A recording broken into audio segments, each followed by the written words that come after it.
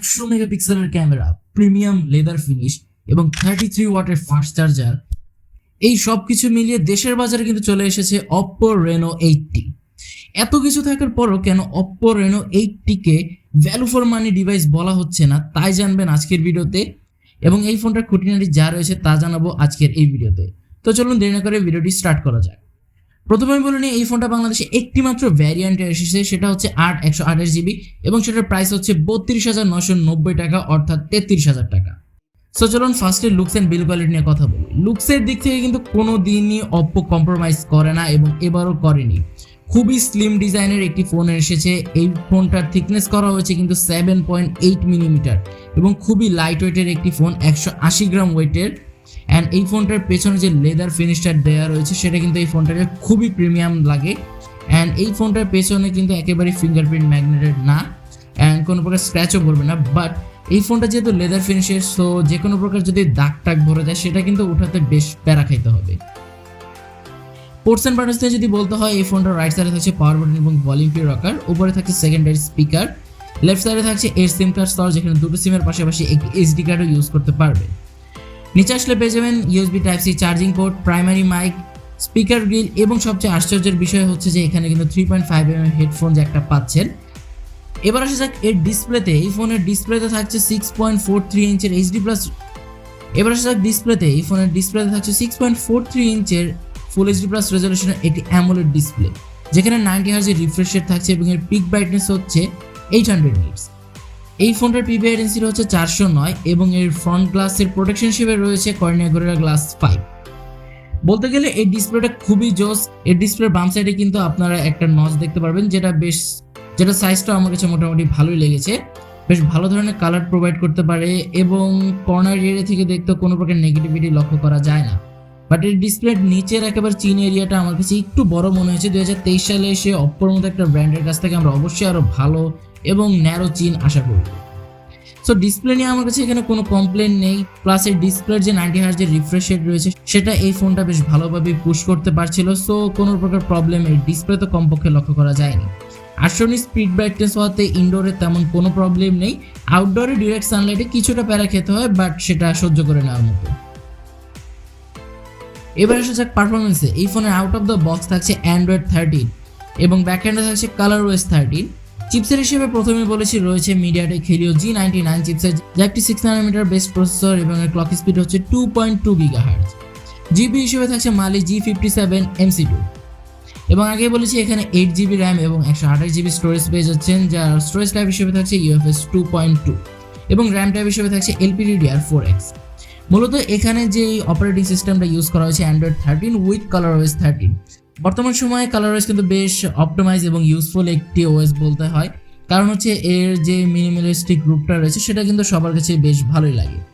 Processor নিয়ে যদি বলতে হয়, 33,000 টাকা বাজারে G99 প্রসেসরটা একটু কম বলেই মনে হবে, যার মেইন রিজন রয়েছে এর থেকে কম প্রাইসে কিন্তু আমরা G99 প্রসেসরটা এর আগে ব্যবহার হতে দেখেছি এবং এটা কিন্তু বেশ পরীক্ষিত একটি প্রসেসর। এই প্রসেসর দিয়ে গেমিং করতে পারবেন বেশ ভালো রকমের, যেহেতু এটা একটা গেমিং প্রসেসর হিসেবে কিছুদিন আগে পরিচিত ছিল।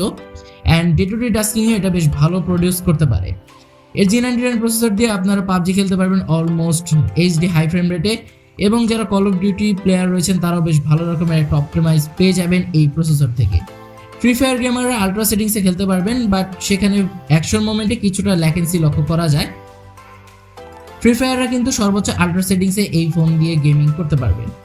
এবং আরেকটা বিষয়, এই ফোনে কিন্তু 8GB ভার্চুয়াল র্যাম এক্সটেন্ড করতে পারবেন, যেটা খুব একটা কাজের নয়, বাট স্টিল এটা একটা গিমিক।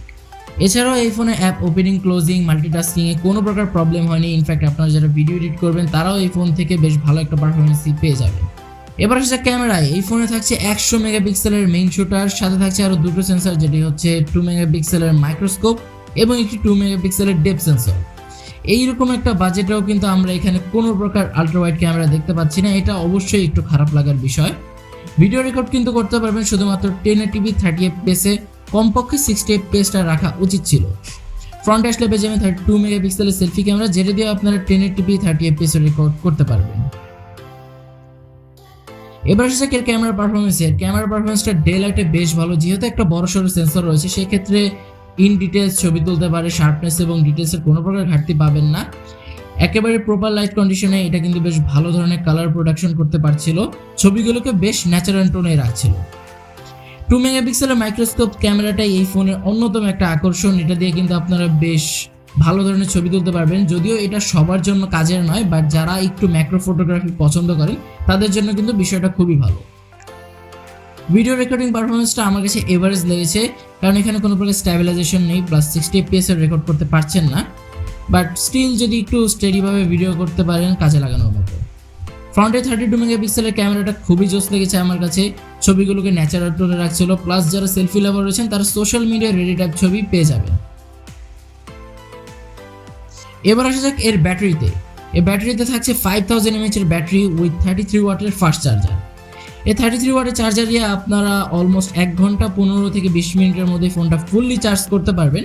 অ্যান্ড 5000 mAh এর ব্যাটারি দিয়ে অলমোস্ট 1.5 দিনের মতো যারা রেগুলার ইউজার রয়েছেন ব্যাকআপ পেয়ে যাবেন, অ্যান্ড যারা একটু হেভি ইউজার রয়েছেন তারা কিন্তু 1 দিনের মতো ব্যাকআপ পেয়ে যাবেন।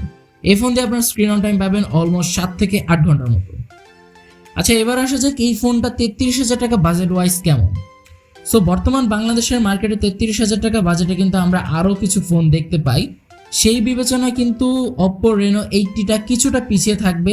এর কারণগুলো যদি বলতে হয় সেক্ষেত্রে এই ক্যামেরা সেকশনে কিন্তু আমরা কোনো প্রকার আলট্রা ওয়াইড শুটার পাচ্ছি না। সেকেন্ডলি বলতে গেলে এর প্রসেসরটা আমার কাছে মনে হয়েছে আরেকটু যদি আপার লেভেলে দেওয়া হতো সেক্ষেত্রে খারাপ হতো না, বাট বাকি দিকগুলো চিন্তা করতে গেলে অর্থাৎ এর ডিজাইন প্লাস এর যে স্পেশাল একটা মাইক্রোস্কোপ ক্যামেরা রয়েছে, এছাড়াও এর অ্যামোলেড ডিসপ্লে, সবকিছু মিলিয়ে বলতে গেলে আমার কাছে এই ফোনটা এভারেজ লেভেলে রয়েছে, খুব একটা আহামরি মনে হয়নি। বা স্টিল যারা OPPO লাভার রয়েছে তাদের কাছে অবশ্যই এই ফোনটা ভালো লাগবে। অ্যান্ড এই ফোনটা যদি যারা ডিজাইন ওয়াইজ একটা ফোন কিনতে চান খুবই স্লিম এবং লাইট ওয়েটের, তাদের জন্য অবশ্যই সাজেস্ট করার মতো একটি phone. But end of the day ডিসিশনটা আপনাদেরই যে আপনারা কোন ইউজের জন্য আপনার ফোনটা কিনছেন। অ্যান্ড আজকের ভিডিওটা ছিল এই পর্যন্ত। ভিডিওটি ভালো লাগলে অবশ্যই ভিডিওতে একটা লাইক করে দিবেন এবং যারা চ্যানেলে নতুন রয়েছেন সাবস্ক্রাইব মাস্ট। দেখা হবে পরবর্তী কোনো ভিডিওতে, সে পর্যন্ত সবাই ভালো থাকবেন, সুস্থ থাকবেন, আল্লাহ হাফেজ।